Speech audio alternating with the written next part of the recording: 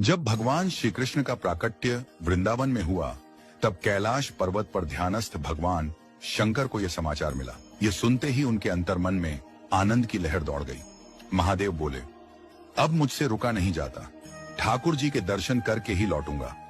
वे तुरंत वृंदावन की ओर चल पड़े और नंद भवन के द्वार पर पहुंचे। वहां गोपियों से बोले, हम कोई साधारण योगी नहीं हैं, जाकर मैया यशोदा से कहो हमें लाला के दर्शन चाहिए। गोपियां यशोदा मैया के पास गईं। मैया ने अटारी से झांका। त्रिशूलधारी, भस्म लिप्त, मुंडमाला और नागों से सजे विकट रूप में शिवजी को देखकर भयभीत हो गईं। यशोदा बोली, ऐसे भयंकर बाबा को लाला दिखाऊं? मेरा लाला तो डर जाएगा। गोपियां शिवजी को यह बात बताने गईं।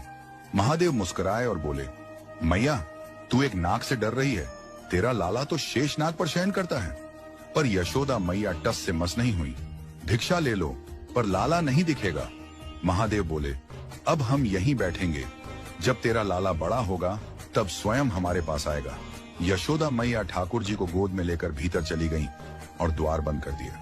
बाहर बैठे महादेव ने आंखें मुंह कर ठाकुर जी का ध्यान किया। हे लाला, मैं दर्शन की आशा में आया हूं, और कुछ नहीं चाहिए, बस एक झलक।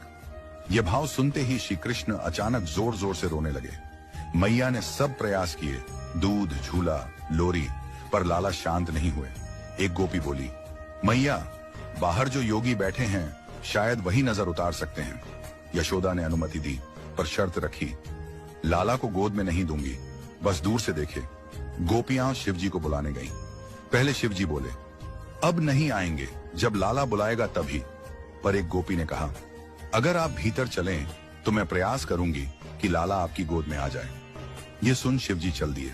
जैसे ही उन्होंने नंद भवन में प्रवेश किया, श्री कृष्ण का रोना शांत होने लगा और वे मंद मंद मुस्कुराने लगे।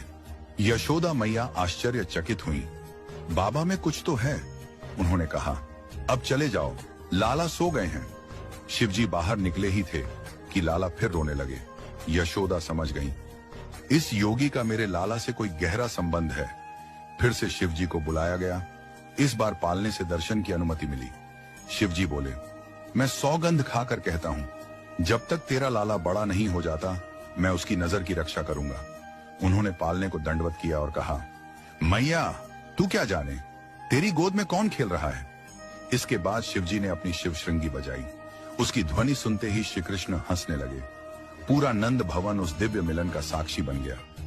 यह कथा बताती है कि सच्चा भक्त प्रभु के दर्शन के लिए कितना व्याकुल होता है, और प्रभु भी अपने प्रेमी की भक्ति को व्यर्थ नहीं जाने देते। ये लीला श्री कृष्ण और शिवजी